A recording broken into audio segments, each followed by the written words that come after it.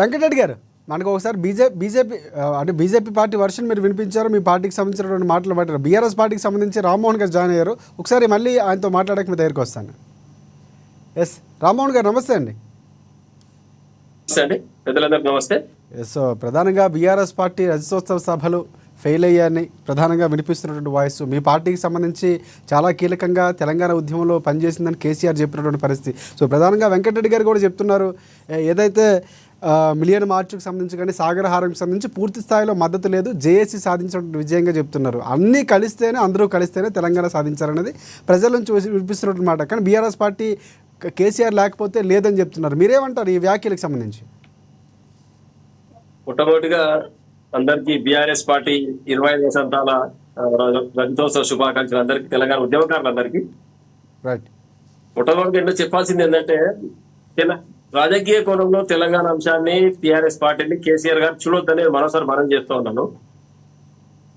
ఎందుకంటే కేసీఆర్ గారు ఈ ఉద్యమాన్ని భుజానికి ఎత్తుకోకపోకుంటే తెలంగాణ కళ సాకారమేది కాదు. వాస్తవం అందరూ ఒప్పుకోవాల్సిన విషయం. గతంలో రామ్మోహన్ గారు ఒక ప్రశ్న, టీఆర్ఎస్ పార్టీ అనేది ఉద్యమ పార్టీయా, రాజకీయ పార్టీయా? 100% ఉద్యమ పార్టీ, తర్వాత రాజకీయ పార్టీగా రూపాంతరం చెందింది. రైట్. ఆ తర్వాత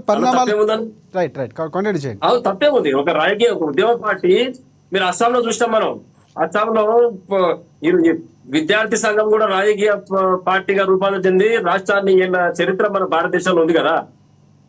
దాన్ని కాదంటే ఎట్లా? అంటే కేసీఆర్ గారు రాజకీయాలకు రావద్దని కోరుకుంటారా? ఎట్లయితే ఒక్కటి వినండి, ఇంద్రారెడ్డి గారు, మర్రి చెన్నారెడ్డి గారు, మల్లికార్జున్ గారు, శ్రీధర్ రెడ్డి గారు ఉస్మానియా యూనివర్సిటీలో పెద్ద ఎత్తున టీపీఎస్ పేరు మీద తెలంగాణ ఉద్యమాన్ని ఉర్రూతొలగించి మధ్యలో కాడి వదిలేసి వెళ్ళిపోయింది. వాస్తవా కాదా? యావత్ తెలంగాణ మొత్తం తెలుసు కదా విషయం. తర్వాత 99లో భారతీయ జనతా పార్టీ ఒక ఓటు 2 రాష్ట్రాల పేరు మీద ఉద్యమాన్ని నడిపించింది. వాస్తవా కాదా? తర్వాత ఇంద్రారెడ్డి గారు ఉద్యమం నడిపించిన, అది వాస్తవా కాదా?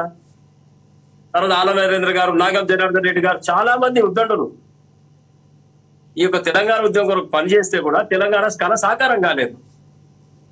ఈ గ్యాప్ ను గుర్తించి ఎప్పుడైతే కేసీఆర్ గారు ఈ యొక్క ఉద్యమాన్ని భుజానికి ఎత్తుకున్నాడో, ఇది కళ సాకారమే, అందరు సహకారం. ఇందులో సపడ్డ వర్గాలు ఏకమించిన ఆయన. దాంట్లో కేసీఆర్ గారు ఒక గొప్పతనం ఉందా అంటే, ఈ రోజు భారతదేశానికి స్వతంత్ర చరిత్రలో చాలా మంది అమరులు అయిపోయినారు. ఈ యొక్క భరతమాత దాస శృంఖలాలు చెప్పడానికి చాలా మంది అమరులు అయ్యారు. కానీ ఆయన క్రెడిట్ ఎవరికి వచ్చిందండి? గాంధీ కుటుంబం క్లెయిమ్ చేసుకుంటున్నది. అందులో బోగస్ గాంధీలు మళ్ళా. కానీ ఇటువంటి మాటలు కాదు కదా. కేసీఆర్ ఉద్యమం చేసిర్రు, పోరాటం చేసిర్రు, రాజకీయాన్ని వదిలిపెట్టిర్రు, చావు నోట్ల తలకాయ పెట్టిర్రు, ఆమరణ దీక్ష చేసిర్రు. ఇన్ని చేసిన తర్వాత తెలంగాణ సాకారం అయింది. చిన్న చిన్న పొరపాటు జరుగుండొచ్చు అక్కడెక్కడ. ఉద్యోగ సభ నిర్ణయం తీసుకున్నప్పుడు అందరి మాట విని కొంచెం వెనక ముందు కావచ్చు. అంతేగాని ఎక్కడ కూడా ఉద్యమం కాడి వదిలిపెట్టి తెలంగాణ అంశాన్ని పక్కకు పెట్టి కేవలం రాజకీయం కొరకే పనిచేయలేదు కేసీఆర్ గారు. రైట్. ఇది గమనించాలి కదా. నిన్న లక్షలాది జనం వస్తే ఈ కాంగ్రెస్ పార్టీ ట్రోలింగ్ చేస్తుంది, ఎక్కడ సభలో ఎవరు లేరని. మీరు ఒక్కసారి చూడాలి. ఎప్పుడైతే పబ్లిక్ వస్తే ముందు తీసే ఫోటోలు పెడితే ఎట్లాంటి సభ నిండిన తర్వాత కేసీఆర్ గారు మాట్లాడేటప్పుడు ఎంత జనాలు ఉన్నారు, ఎంత స్పందన వచ్చింది. అద్భుతమైన సభ. మేమందరం కూడా పార్టీ కార్యకర్తలు కదా వచ్చింది అక్కడికి. కాంగ్రెస్ పార్టీకి ఏం ఇబ్బంది అవుతున్నది? మా రజతోత్సవ వేడుకలు, మా కుటుంబ సంబరాలు, తెలంగాణ సంబరాలది. తెలంగాణ ద్రోహులు ఎవరు అంటే కాంగ్రెస్ పార్టీ. ఈరోజు మర్రి చెన్నారెడ్డి గారిని నాశనం పట్టించింది ఎవరు? ఇందిరాగాంధీ గారు కాదా? రైట్. రామ్మోహన్ గారు, పుట్టినరోజు నాడు డిసెంబర్ 9 ప్రకటన చేసి మళ్ళీ వాపస్ తీసుకొని పిల్లలు చనిపోయిన కారణం ఎవరు? సోనియా గాంధీ గారు కదా. రైట్. ఇంతకాలం చేసి మళ్ళీ ఇప్పుడు కేసీఆర్ గారి మీద అవాకులు జవాకులు పేరు తెట్లాంటి వీళ్ళు. రైట్. తెలంగాణ ఉద్యమంలో కీలకమైన భూమిక పోషించి సబ్బండ వర్గాలను ఏకం చేసి మేధావులను, కార్మికులను, కర్షకులను అందరినీ ఏకం చేసి తెలంగాణ సాధించింది కేసీఆర్ గారి నాయకత్వం. ఇది ఎవరు అవునన్నా కాదన్నా అందరూ అంగీకరించే విషయమే. రైట్. రామ్మోహన్ గారు కేవలం కేసీఆర్ గారు కాదు, దీనికి సంబంధించి మళ్ళీ మనం మీ దగ్గరికి వస్తాను. నేను రాజకీయ విశ్లేషకులు మనకి రామ్మోహన్ రావు గారు మనకి అందుబాటులో ఉన్నారు, బండారు రామ్మోహన్ రావు గారు. రామ్మోహన్ గారు నమస్తే అండి. నమస్కారం doctor. Yes sir, Rammohan Rao గారు ప్రధానంగా అంటే బీఆర్ఎస్ పార్టీ రజతోత్సవ వేడుకలు చాలా బ్రహ్మాండంగా జరిగాయని బీఆర్ఎస్ పార్టీ ఇప్పుడు రామ్మోహన్ గారు కూడా చెప్తున్న పరిస్థితి కనిపిస్తుంది.